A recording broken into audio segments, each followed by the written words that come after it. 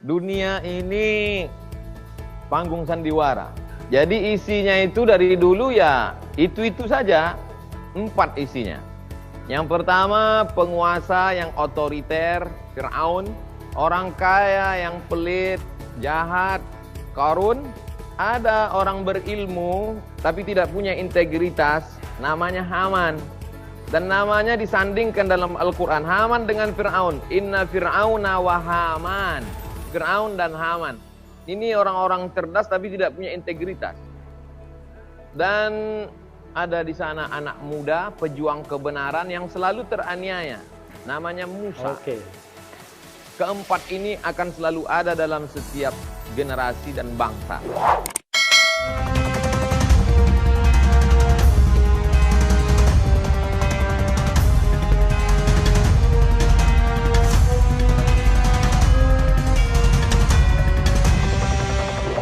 Bang Rapli vokal setelah tidak jadi komisaris di Pelindo 1. Nah, ini pertanyaan yang ngeri-ngeri sedap. Saya senang Ustadz tanya ini kan, kapan lagi Ustadz Abdul Somad yang tanya. Gini Tat, paling gampang menjawabnya itu dengan kronologis. Nah, kalau kronologis ini kan kita bicara bukan lagi argumentasi tapi fakta. Saya itu Tat, diberhentikan katakanlah sebagai komisaris utama di Pelindo 1 itu tanggal 20 April Tat. YouTube saya pertama kali tayang itu tanggal 22 Maret Tat. Jadi sebulan sebelumnya. Dan saya sebelum berhenti itu, saya sudah mengkritik tuh soal staf khusus yang melakukan konflik of interest, soal ruang guru yang terlibat dalam proyek 5,6 triliun dan lain sebagainya. Bisa dicek tuh. Kan di YouTube semua ke-record Tat. Di situ terlihat betul. Dan bahkan jauh sebelum itu Tat, saya sudah mulai mengkritik pemerintah itu sejak 2017. Saya pernah menulis di Harian Kompas, judulnya adalah Memimpin Penegakan Hukum. Saya ibaratkan Presiden Jokowi itu ibarat mahasiswa yang mengambil 3 mata kuliah. Mata kuliah pertama politik, luar biasa politiknya. Hanya 1 tahun KMP bubar, Koalisi Merah Putih, yang dipimpin Prabowo CS. Lalu kemudian semua partai mendukung dia, sehingga dia mayoritas, yang awalnya minoritas. Pembangunan ekonomi, jalan dan lain sebagainya, jembatan, pelabuhan, luar biasa. Maka saya katakan di 2 mata kuliah ini, Presiden mendapatkan nilai A karena ada passionnya, ya, passionable. Tetapi di mata kuliah ketiga, penegakan hukum, law enforcement, nah memble. Karena begini, kalau kita mau jujur, Tat, Ustadz sudah merasa negara ini baldatun toibatun warobun ghafur, belum kan? Korupsi masih banyak. Nah, korupsi masih banyak di mana-mana. Nah, ini yang sebenarnya saya pribadi minta kepada pemerintah agar garang melakukan pemberantasan korupsi. Kalau enggak, negara ini kan tidak pernah menjadi negara kuat. Jadi itu yang saya kerjakan dan itu terrecord dalam buku saya. Saya menulis buku. Termasuk juga ada beberapa isu yang saya kritik kebijakan pemerintah. Pertama, saya tidak setuju Perpu Ormas. Kenapa begitu? Bukan saya pro HTI. Saya nothing to do dengan organisasi apapun. Tapi saya membela undang-undang dasar kita. Bahwa yang namanya kebebasan berserikat dan berkumpul itu adalah hak asasi manusia. Jadi kalau orang mau membubarkan partai politik, membubarkan ormas, ya harus dengan due process of law. Harus dengan proses hukum. Nggak boleh main bubar-bubar begitu saja. Makanya saya tentang Perpu Ormas. Saya juga tentang presidensial threshold yang menyebabkan oligarki politik, ya kartel politik saya bilang, memborong semua partai politik dan hanya menyisakan 1 penantang saja. Yang membuat kita tidak sehat dalam berkompetisi politik. Ada cebong, ada kampret, ya kan, sekarang kadrun. Karena itulah saya tidak setuju dengan itu. Nah, saya tahu 2 isu itu adalah isu yang sangat penting bagi pemerintahan Jokowi karena 1, Perpu Ormas jaminan untuk membubarkan kelompok HTI misalnya. Yang kedua adalah presidensial threshold, ada jaminan agar jauh lebih mudah dalam kontestasi pilpres karena akan head to head. Nah, frankly speaking seperti ini Tat, Ustadz bayangkan seorang komisaris utama BUMN ngomong begini, kira-kira bakal lama nggak dia? Kira-kira bakal lama nggak? Jadi kalau saya diberhentikan ya saya kira wajar saja Tat. Dan jangan lupa juga Tat, Erick Thohir kan ketua tim sukses Pilpres kemarin. Jadi tidak heran lah kalau kemudian yang diakomodir orang-orang yang dalam tanda kutip berkeringat, kan begitu. Bukan orang yang mengkritik. Jadi saya legowo. Tapi hak bersuara itu jangan dikebiri. Makanya dengan channel YouTube ini saya merasa memiliki kebebasan, memiliki sarana untuk menyampaikan ide, gagasan dalam rangka pencerdasan bangsa, kan begitu. Dan orang kalau mau membantah saya, bantahlah dengan argumen. Mana di argumen saya yang tidak benar. Jangan bantah karena sakit hati, ya, tidak relevan itu, ya kan? Karena saya katakan saya bersyukur dan berterima kasih pernah menikmati jabatan sebagai komisaris utama di BUMN. Dan saya menghasilkan 3 buku, Tat. 1, BUMN dalam perspektif hukum tata negara. 2, menjadi komisaris BUMN antara kritisisme dan profesionalisme. Dan ketiga, hukum BUMN. Jadi paling tidak ada yang saya hasilkan untuk dunia pendidikan. Begitu, Tat. Amin. Amin. Apa harapan Bang Rafli ke depan? Oke. Harapan saya, Tat, negeri ini lebih baik. Negeri ini bisa menjadi negeri yang baldatun thayyibatun warabun ghafur. Benar, Tat, ya? Kata-katanya begitu, ya? Ya. Negeri yang gemah ripah loh jinawi. Negeri yang dimana rakyatnya makmur sesuai dengan pesan konstitusi.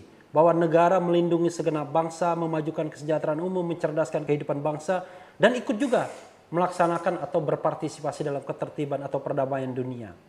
Nah, karena itulah kemudian kepemimpinan menjadi aspek yang penting, Tat. Makanya di YouTube saya kan saya katakan syarat pemimpin 2024, 1, cari yang bernyali memberantas korupsi. 2, yang bernyali merekrut orang-orang terbaik. Saya mungkin agak spekulatif, Tat. Saya mengatakan begini, jenis manusianya itu ada 3. 1, orang yang katakanlah tidak pandai dan tidak berintegritas. Yang kedua, pandai dan tidak berintegritas. Yang ketiga adalah pandai dan berintegritas. Kemudian tidak pandai dan tidak berintegritas. Kan kira-kira begitu 4 jenis. Nah, kira-kira pemimpin kita mau merekrut yang mana? Harusnya kan yang merekrut yang pandai dan yang berintegritas. Harusnya kan begitu. Tapi kadang-kadang saya merasa yang direkrut itu tidak berintegritas walaupun pandai. Jadi yang terjadi adalah orang-orang di seputar lingkar kekuasaan itu bukan orang-orang yang ingin membuat negara ini baik, tapi yang ingin katakanlah mencuri atau mencari rantai kekuasaan. Nah, jangan heran, Tat, ya, ketika orang berkuasa tambah kaya raya dia karena dia dagang kekuasaan. Nah, ini yang saya ingin suarakan, Tat. Jadi mudah-mudahan yang menjabat itu orang-orang yang tadi memang bernyali memberantas korupsi, merekrut orang yang terbaik, tidak anti kritik, begitu, Tat. Memenuhi janjinya. Yang keempat. Saya ini Bang Rafli, saya ini kan di beberapa tempat dihadang, di beberapa tempat tidak boleh. Tadi sudah saya ceritakan sebagiannya. Visa-visa saya di luar negeri di cancel. Visa entry yang sudah dapat dibatalkan. Ada yang dibatalkan di airport, ada yang sudah sampai di sana suruh pulang di beberapa tempat. Saya berharap dengan dialog dengan Dr. Rafli Harun itu memperbaiki, memutihkan nama saya. Tapi nampaknya petang ini malah makin hitam. Wah, ini kenapa, Tat? Kenapa makin hitam? Karena mungkin saya akan dikelompokkan dalam orang yang melawan. Waduh. Saya ini ngomong apa adanya. Bagaimana saya tidak menganggap Bang Rafli sebagai jamaah lovers saya. Dan tidak pula sebagai haters. Saya menempatkan Dr. Rafli Harun, seorang pakar tata negara yang pernah punya jabatan, orang yang bebas, independen. Sebagai seorang Dr. Rafli Harun, apa yang mesti saya lakukan? Tat, waduh, saya nggak sopan nih, masa saya menasihati Ustadz Somad? Tapi tidak apa-apa, saya sampaikan aja. Maka dari awal saya tidak panggil Bapak, saya panggil Abang. Oke. Ah, jadi kalau tua, memang tua saya, Sobat Era sekalian. Saya 50 tahun ini. Sebenarnya saya minta itu, Tat, di testimoni. Tapi sayang kita nggak kenal waktu itu. Saya sempat kirim ke Ustadz, minta kalau bisa memberikan testimoni walaupun tidak kenal ya kan. Tapi mudah-mudahan sekarang kita berkenalan lebih baik. Jadi begini Tat, saya ingin refleksi diri saya sendiri Tat. Refleksi diri saya sendiri adalah bagi saya jabatan itu amanah saja. Kita tidak takut menjabat, tapi tidak takut juga kehilangan jabatan. Satu. Dan tidak pun punya ambisi juga untuk menjabat. Jadi kita hidup secara bebas saja. Orang setuju syukur, tidak setuju tidak apa-apa juga. Toh akhirnya kalau kita bersikap rasional, dilandasi hati yang baik, yang bersih, orang kan akhirnya paham juga bahwa kita mengatakan sesuatu itu apa adanya. Sebenarnya saya sering mendengarkan juga, jadi ada seorang pejabat yang dulu saya pernah di sana mengatakan, waduh, Refli itu suka ngeritik. Tapi yang dia bilang itu benar. Jadi kadang-kadang apa yang kita sampaikan benar itu ditolak di depan, tapi di belakang dijadikan bahan perenungan. Jadi jangan mundur Tat, ya. Jadi sampaikan saja sebaik-baiknya. Cuma untuk pemerintah juga. Saya ada pidato di Universitas Flores. Saya katakan begini. Tugas negara itu adalah melindungi segenap bangsa. Tugas pemerintah, tugas penguasa. Jadi yang dilindungi itu baik mereka yang setuju, yang tidak setuju, baik yang pro maupun yang kontra. Jadi tidak boleh negara memilah-milah. Wah, ini Ustadz Abdul Somad tidak pro saya, maka visanya kita halangi saja. Nggak boleh. Semua harus dilindungi karena itulah fungsi negara. Itulah raison d'être kita punya negara, bernegara kan begitu. Kita ingin dilindungi, ingin disejahterakan, ingin dicerdaskan. Dan pemerintah tidak boleh menggunakan kelompok masyarakat lainnya untuk mengadu domba kelompok masyarakat lainnya. Jadi kita yang tidak setuju ini dihantam dengan para buzzer dan fans club, dan di mana buzzer itu misalnya digerakkan oleh negara. Waduh, kalau begitu negara itu betul-betul dia khianat, ingkar janji. Jadi kalau ada orang yang kritis, yang berbeda pendapat, ya dengarkan saja. Kalau saya katakan, kalau pendapat dia benar menjadi bahan renungan, bahan introspeksi. Tapi kalau pendapat dia keliru kan menjadi justru menambah legitimasi. Artinya pemerintah itu makin kuat dia. Karena berapapun orang yang mengkritiknya ternyata tumbang semua yang mengkritik itu. Tumbang dalam tanda kutip. Tapi kalau misalnya kritik itu benar, kritik itu kemudian dihantam balik, diserang balik. Maka negara menurut saya akan menuju jurang kehancurannya. Tidak ada negara yang hidup dalam otoritarianisme bisa bertahan selama-lamanya. Orde lama tumbang, orde baru tumbang. Bang Rapli Harun, doktor pakar tata negara dari Notre Dame University. Tapi dari pembicaraan tadi saya tangkap bicara tentang baldatun thayyibatun wa rabbun ghafur, bicara tentang menerima jabatan adalah amanah, tidak mengejar jabatan dan lain sebagainya, dekat kepada pemahaman agama. Bagaimana Bang Rapli belajar agama Islam? Ampun dah. Saya sekolah di UGM, S1-nya. Kemudian S2 saya ambil UI. Lalu kemudian saya dapat Fulbright dan belajar di Notre Dame. Itu Universitas Katolik. Tapi kan saya belajar International Human Rights Law. Kemudian S3-nya saya ambil di Padang. Jadi biar banyak alma mater kan, saya ada 4 alma maternya. Jadi sengaja dibegitukan. Karena ada teman saya Profesor Saldi Isra di sana. Tapi saya ini kan sebenarnya kan punya tradisi rumah di Palembang dekat musola, Jadi waktu saya SD suka sekali saya dengar-dengar ceramah kiai-kiai kampung itu kan. Seminggu sekali atau ceramah-ceramah bulan Ramadan begitu. Jadi ya paling tidak modal dengan ceramah kiai kampung. Tapi intinya kan hal-hal seperti itu kan rasional saja, Kalau kita mengejar jabatan, wah gampang sekali, Kan saya diam aja ketika jadi komisaris utama, diam, bela terus pemerintah, pasti naik jabatannya, benar nggak? Ya kan? Karena yang paling gampang adalah kalau kita menunggangi arus. Tapi kalau kita melawan arus berat dimanapun, saya tadinya berharap pada pemerintahan Jokowi ini, frankly speaking, tahun 2014 ketika berhadapan dengan Prabowo, kita tahu bahwa track record Prabowo seperti apa, track record Jokowi seperti apa. berharap bahwa Jokowi akan membawa bangsa kita ke dalam tadi baldatun thayyibatun wa rabbun ghafur. Tapi rupanya masih banyak halangannya, ya.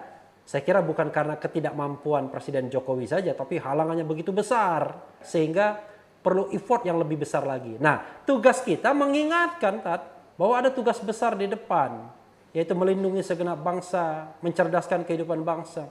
Kalau belum apa-apa, diadukan ke polisi, pencemaran nama baik, menyebarkan fitnah, berita bohong, dan lain sebagainya. Lama-lama nggak ada lagi orang kritis di Republik ini. Karena siapapun yang kritis dengan kekuasaan, maka akan berhadapan dengan mata hukum, ya, pisau hukum. Wah, berat, Jadi yang ada adalah orang yang membenarkan semua tindakan pemerintah, walaupun tindakan itu salah dan keliru. Ya, begitu, Tat. Luar biasa, Bang Rafli. Saya berharap Bang Rafli terus berkarya mencerdaskan melalui konten-konten di media sosial. Ya, supaya karena masyarakat ini punya pilihan, jangan hanya searah saja. Kalau ada orang yang khawatir melawan arus itu berat, saya kira Bang Rafli kuat melawan arus. Karena wong kita galo makanannya kapal selam. Iya, yang kita makan tuh kroket, bukan roket ya. Orang kadang-kadang bilangnya roket, kroket, kapal selam. Nah, insya Allah lah ya. Tapi mudah-mudahan negara kita baik-baik saja. Aparat keamanan rasional, ya. Menteri rasional, presiden rasional, fans club rasional. Apakah boleh menjadi fans clubnya presiden? Boleh. Yang tidak boleh adalah negara mengeluarkan biaya untuk buzzer, itu nggak boleh. Tapi kalau fans club boleh aja. Jadi pro dan kontra kan biasa, ya. Saya kira kita tidak boleh dipaksa untuk semua sependapat, tidak boleh juga dipaksa untuk berbeda pendapat. Kalau pemerintah benar, ya kita bilang benar. Seperti saya katakan awal-awal pembangunan ekonomi bagus, tapi terakhir ini memang agak kacau kan. Lalu kemudian konsolidasi politik bagus, ya. Semua partai menyokong presiden. Tapi law enforcement, saya mengatakan tidak hanya masa pemerintahan Jokowi, masa SBY juga kurang baik, masa Megawati, Gus Dur juga kurang baik, masa Pak Harto apalagi. Indikatornya sederhana, salah satunya adalah CPI. Jadi Corruption Perception Index saja. Di situ Indonesia itu masih angkanya kalau tidak salah 39, Ustadz. Kalau 39 itu termasuk negara-negara korup. Karena skalanya adalah 0 sampai 25 sangat korup, 25 ke atas sampai 50 korup, 50 ke atas sampai 75 bersih, 75 ke atas sampai 100 itu sangat bersih. Tidak mungkin juga ada 100, berarti 100 itu zero korupsinya. Nah, kita tergolong negara-negara yang masih korup. Negara-negara yang dianggap bersih itu justru negara-negara yang bukan muslim. Misalnya Selandia Baru atau negara-negara Skandinavia. Bahkan ada penelitian yang mengatakan Selandia Baru, Norwegia, Finlandia atau Norwegia di Skandinavia itu adalah negara yang islami. Coba bayangkan. Negara islami itu justru bukan negara yang penganut mayoritasnya Islam. Kan memprihatinkan, Tat. Kalau begitu kan siapa yang kita minta untuk memperbaiki kondisi ini? Kan pemimpin, Tat. Terutama pemimpin negara. Barulah pemimpin-pemimpin rakyat atau pemimpin-pemimpin informal seperti Ustadz, kan, Tat, begitu. Pokoknya saya dorong terus Ustadz untuk berbuat banyak bagi negeri ini. Amin. Amin. Tat, itu tiba-tiba ada bilang-bilang ayah nemun, apa itu? Ayah nemun. Saya presentasi buku, bedah buku di Islamic Book Fair. Di? Islamic Book Fair. Iya, Islamic Jakarta. Book Fair di Jakarta. Ya, setelah presentasi, ada orang mau menyerahkan buku ke saya, mau foto. Itulah YouTubers, Instagram, Ayah Namun. Lalu foto. Hanya itu saja, Bang. Nggak Hanya pernah itu lagi saja. Nggak pernah komunikasi setelah ini. Nggak lebih. Tapi kan kalau Tuhan menjadikan jodoh Ustadz kan nggak apa-apa juga. Itu Bang Rafli nampaknya mancing-mancing juga itu. Jodoh kan di tangan yang maha kuasa, Tat, ya kan? Mudah-mudahan ayah namun mendengarkan ini kan, ya kan? Gitu. Ini nanti dipotong netizen lagi nih Bang Oh Raffi. jangan, kita nanti kasih timernya. Jadi kelihatan tuh kalau potongan kan. Kalau ada kasih timer kan nggak boleh dipotong-potong. Tapi Tat, apapun hidup ini, Nabi pun kan Tat juga penuh dengan fitnah kan. Bahkan Nabi Muhammad saja awal-awal dakwah, khalifah juga begitu kan Tat. Kalau kita manusia biasa ini penuh dengan makian, kedengkian, buzzer, itu menurut saya latihan juga untuk menjadi manusia kuat. Saya malah bilang begini, Tat, calon pemimpin ke depan itu, entah itu namanya Anies Baswedan, Ganjar Pranowo, harus rajin-rajin baca komen media sosial. Karena kejam sekali soalnya. Kita kadang-kadang dikatain nggak karu-karuan coba. Kelihatan bodoh sekali kadang-kadang kita dilihat di komentar-komentar netizen itu. Begitu kita lihat berapa followersnya? 10. Ada yang 1 followernya. Ini kayaknya baru dibuat. Instagram itu yang haters tuh kebanyakan postingnya kosong Bang. Iya makanya. Jadi postingnya nggak ada. Karena memang ada usaha-usaha yang begitu itu. Jadi memang menawarkan untuk menjadi buzzer. Boleh kalau ada kepentingan-kepentingan tertentu, misalnya katakanlah kelompok-kelompok lain ya. Saya mengatakan bukan boleh, masih masuk akal. Tapi kalau negara yang menyewa buzzer-buzzer itu untuk menyerang balik mereka yang mengkritik negara, waduh luar biasa itu. Kalau kita sudah bicara tentang pro dan kontra ini hampir tidak masuk akal semua kadang-kadang. Kita nggak bisa mengatakan bahwa Pak Jokowi benar semua. Tapi nggak bisa juga bilang salah semua, benar nggak Tat? Pasti ada benarnya dan ada salahnya. Nah benernya ya biarlah yang memuji itu pembantu-pembantunya. Masa kita juga ikut muji? Kalau kita juga ikut muji siapa yang mengkritik kan begitu. Jadi apa yang tidak kita kritik berarti kita puji itu saja kan. Jadi kalau kita tidak misalnya ngomong tentang A berarti B setuju kita. Sebenarnya jadi pemimpin itu harus tahan banting, tahan kritik. Memang kalaupun kita sebagai manusia begitu membaca, kita dibodoh-bodohin orang kan, dikatain pelacur politik, dikatain monyet dan lain sebagainya. Panas juga awal-awalnya. Tapi begitu saya membayangkan Ustadz Abdul Somad, langsung ketawa saya. Panas Bang Raffi. Apalagi kalau biasa minum cukup. Minum cukup. Tapi ini juga penting tuh buat Ustadz. Kenapa? Karena ulama ini, Ustadz ini memang potensial orang yang bisa anti kritik. Kenapa begitu? Karena kan dalam setiap pertemuan-pertemuan dia akan ditinggikan derajatnya. Orang yang didengar. Jadi dia tidak biasa mendengar. Nah, Ustadz Abdul Somad walaupun sudah tinggi, ya kan? Tinggi melambung, jangan lupa daratan. Tetap begitu. Di raga manusia ada lambung. Disitulah sering ada setan. Walaupun Ustadz tinggi melambung, tapi jangan lupa daratan. Masya Allah. Itu baru beberapa detik saya bikin pantunnya, Tat. Anak raja membeli katun dibeli di hari Jumat. Nampaknya acara Dr. Lefri Harun, tapi Abdul Somad yang dapat nasihat.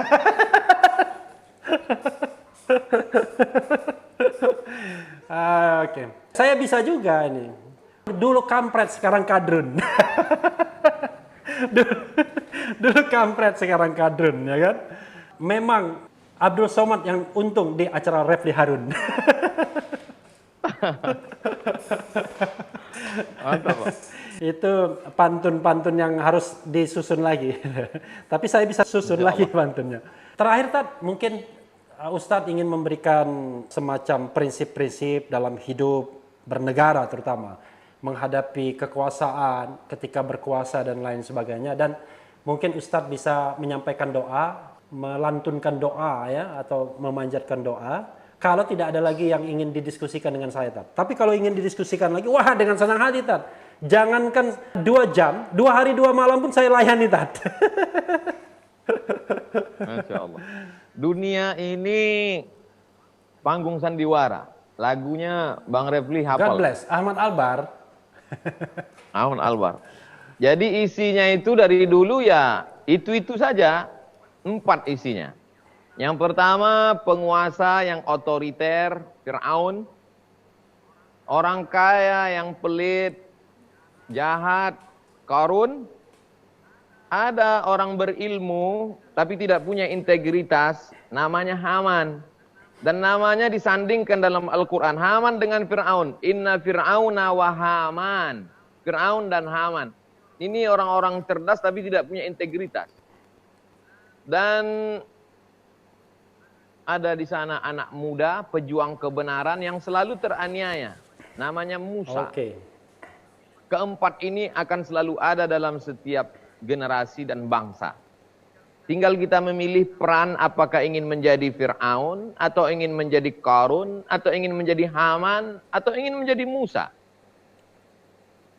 Hidup adalah pilihan, dan saya pikir kita tidak sesoleh Musa, tapi paling tidak kita menapaki jalan-jalan Musa. Mudah-mudahan saya dan Bang Rafli dipertemukan di tempat yang baik, dan nanti kita akan bersama orang baik di tempat paling baik, dalam surga Jannatul Firdaus bersama Nabi Muhammad sallallahu alaihi wasallam. Amin, amin ya rabbal alamin. Atas permintaan Bang Rafli di akhir majelis saya berdoa. A'udzubillahi minasyaitonirrajim. Bismillahirrahmanirrahim. Alhamdulillahirabbil alamin wassalatu wassalamu ala asyrafil anbiya wal mursalin wa ala alihi washabbihi ajmain. Amin. Allahumma ja'al hadzal balada baladan aminan mutmainnan ya'tihi rizquhu min kulli makan. Amin. Jadikan negeri kami, Republik Indonesia, negeri yang aman, damai, terbuka pintu rezeki dari segala penjuru. Allahumma dafa'annal ghala wal waba. Jauhkan negeri kami dari malapetaka, bencana, bil khusus wabah COVID-19 Corona ini ya Allah. Allah marzuqna imaman adila, pemimpin-pemimpin kami jadikan mereka adil dan amanah. Amin. Allahumma ja'alhum umana'aka ala ardika, jadikan mereka orang-orang yang amanah di atas muka bumimu, karena tanggung jawab mereka begitu besar ketika menghadapmu nanti ya Allah. Amin. Allah makhtim lana bi husnil khatimah, tutup umur kami dengan husnul khatimah, wala takhtim alaina bi su'il khatimah, jangan kau tutup dengan su'ul khatimah. Amin. Wa sallallahu ala sayyidina wa maulana wa ala alihi wa sahbihi wasallam, walhamdulillahirabbil alamin. Saya banyak-banyak berterima kasih kepada Bang Dr. Refli Harun. Mohon maaf atas segala kesilapan saya, tata bahasa bicara saya yang tidak berkenan di hati. Allah yang membalas segala kebaikan Bang Refli beserta keluarga, beserta kru. Saya ucapkan banyak terima kasih. Ya, saya juga mengucapkan terima kasih yang sebesar-besarnya karena saya merasa sudah kurang ajar dengan Ustadz ya. Saya lebih tua usia saja, tetapi kan di dalam pengalaman hidup, dalam membina umat, Ustadz adalah orang besar. Orang yang banyak pengikutnya. Jadi sekali lagi saya mohon maaf kalau ada kata-kata yang tidak berkenan, apalagi terkesan mengajari. Mohon maaf jamaah Ustadz Abdul Somad, jangan marah ya. Marah boleh, yang penting subscribe. Jadi jamaah Ustadz Abdul Somad, jangan lupa juga subscribe Refli Harun, subscribe juga Ustadz Abdul Somad, dan mudah-mudahan kita tetap bisa menebar kebaikan. Itu saja Tat, terima kasih banyak. Amin, ya. Amin. Wassalamualaikum warahmatullahi wabarakatuh. Waalaikumsalam warahmatullahi wabarakatuh. Ya, itu tadi Sobat RH sekalian, pecah dengan Ustadz Abdul Somad. Banyak sekali yang kita bicarakan. Mula-mula saya bertanya, malah banyak ditanya balik ya. Mudah-mudahan yang kita sampaikan ini bermanfaat bagi Sobat RH sekalian, bagi umat, bagi siapapun, bagi fansnya Ustadz Abdul Somad.